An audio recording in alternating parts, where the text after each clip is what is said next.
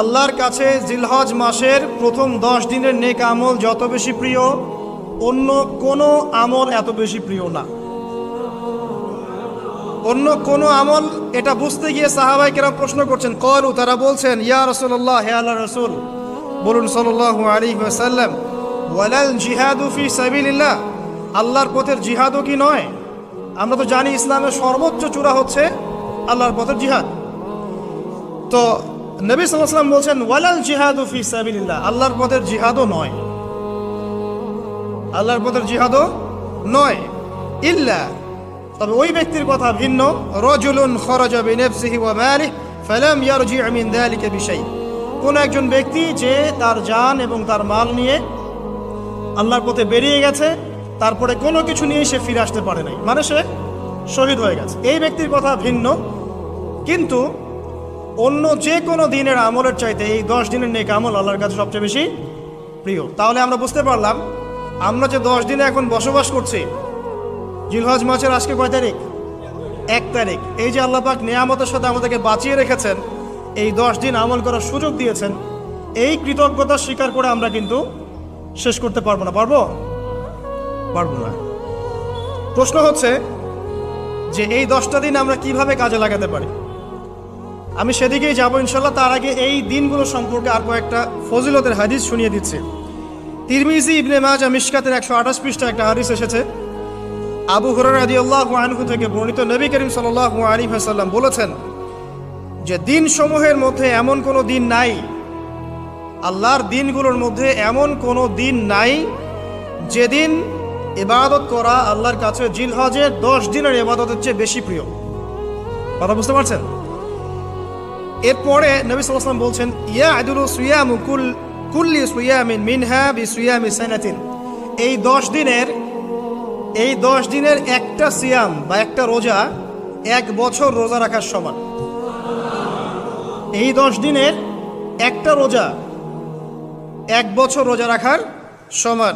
ওয়া কিয়ামু কুল্লি লাইলাতিন ফিহা বিকিয়ামি লাইলাতুল কদর, এবং এই 10 রাতের এক রাতের কিয়াম লাইলাতুল কদরের কিয়ামের সমান।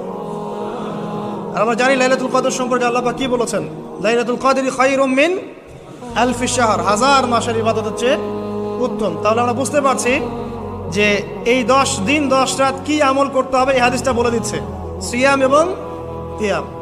10টা সিয়াম না পড়েন, অ্যাটলিস্ট 3টা সিয়াম পড়া যাবে ইনশাআল্লাহ। করা যাবে না? একটা সোমবার পাবো সামনে আমরা, ওটা রাখা যাবে ইনশাআল্লাহ। একটা বৃহস্পতিবার পাবেন, সেটাও রাখা যাবে ইনশাআল্লাহ। আর আরাফার সিয়াম পাবেন ইনশাআল্লাহ। আরাফার সিয়াম রাখলে আগের 1 বছর, পরের 1 বছর, 2 বছরের গুনাহ মাফ হয়ে যাবে ইনশাআল্লাহ আযজা ওয়া জাল। আর কিয়াম সম্পর্কে আমি সামনে বলছি ইনশাআল্লাহ তাআলা। এরপরে বাইহাকির একটা বর্ণনা আছে যে জিলহজ মাসের প্রথম দশকের রাতে, জিলহজ মাসের প্রথম দশকের রাতের প্রত্যেকটা নেক আমলকে 10 দিয়ে গুণ করা হয়, 10 গুণ বৃদ্ধি করা হয়। সুবহানাল্লাহ। আরও আছে বাইহাকি এবং ইসবাহানির বিশুদ্ধ সনদে হযরত আনাস বিন মালিক রাদিয়াল্লাহু আনহু থেকে বর্ণিত আছে, জিলহজ মাসের প্রথম দশকের প্রতিদিন 1000 দিনের সমান, মানে প্রতিদিনের আমল 1000 দিন আমলের সমান, এবং আরাফার দিনের মর্যাদা 10,000 দিনের সমান। আরাফার দিন যে ব্যক্তি ইবাদত করবে ইনশাআল্লাহ তাআলা, সে 10,000 দিন ইবাদতের নেকি পাবে ইনশাআল্লাহ আযজা ওয়া জাল। তো প্রথম কি করতে হবে সেটা এই হাদিস থেকে বোঝা যাচ্ছে। হাদিসটা কি? উম্মে সালামা রাদিয়াল্লাহু আনহা থেকে বর্ণিত, নবী সাল্লাল্লাহু আলাইহি ওয়াসাল্লাম বলছেন যে জিলহজ মাসের চাঁদ যে ব্যক্তি দেখবে, সে যেন তার নখ এবং তার চুল এগুলো যেন আর না কাটে। চাঁদ দেখে ফেলেছেন, কুরবানি করা পর্যন্ত এখন চুল আর নখ যেন সে না কাটে। যদি না কাটেন তাহলে কি হবে? আপনি একটা পূর্ণাঙ্গ কুরবানির নেকি পাবেন ইনশাআল্লাহ। আর একটা কুরবানির নেকি কি জানেন? কুরবানির পশুর গায়ে যতগুলো লোমকূপ আছে ততগুলো নেকি আপনার আমল নামায় যুক্ত হবে ইনশাআল্লাহ আযজা ওয়া জাল। এগুলো হাদিস। এখন আমরা প্র্যাকটিক্যাল কিছু কথায় আসি যে কিভাবে আমরা এই 10টা দিনকে কাজে লাগাতে পারি। আমি সবার আগে দোয়া করছি, আল্লাহ পাক যেন আমাকে সবার আগে এর উপর আমল করা তৌফিক দান করেন, আমার পরিবারকে তৌফিক দান করেন, এবং অতঃপর আপনাদের সবাইকে যেন আল্লাহ পাক এই তৌফিক দান করেন, আমিন। 1 নাম্বার,